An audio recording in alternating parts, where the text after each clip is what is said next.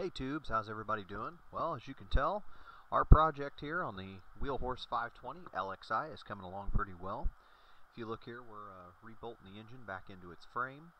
You can see my dad and myself, we're working to try to get this engine bolted back down.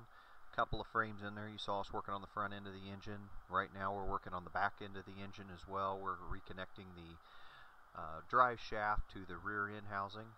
You can also see where there's been some paint done on the frame. Did the frame the rest of the way back, got it painted up. Also was connecting in all the electrical wiring.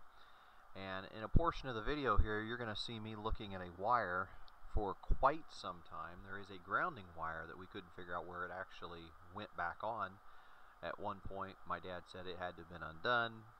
When we took the engine out, there's no way he undid it and didn't, marker where it went. Well, after some careful looking and trying to figure out where this wire went, at first we thought maybe it was a ground wire. Then we thought maybe there was another issue where it was, attached to, say, a positive post somewhere on the mower, the engine.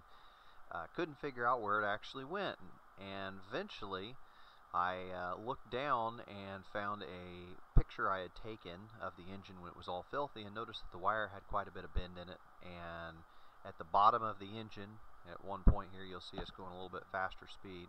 The bottom of the engine, we find where the ground wire actually goes. It gets bolted on. There's a housing that goes around the flywheel. Well, the bottom left bolt is what needs to be removed. It needs to slide between the housing and the engine and then tighten back down. So after I found that where that would actually fit, my dad at that point said, "Oh yeah, I remember that." So we took some time. You can tell that I had a long arm ratchet there, and I was ratcheting quite a few times trying to find bolts. I was looking at the back side trying to figure out where this thing grounded.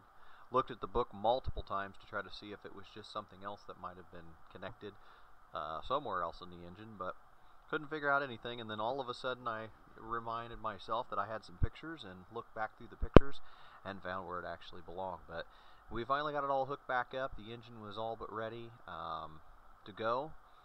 We are to the next step of possibly getting this thing fired up. So stay tuned and you'll be able to see us get this wheel horse back up and running.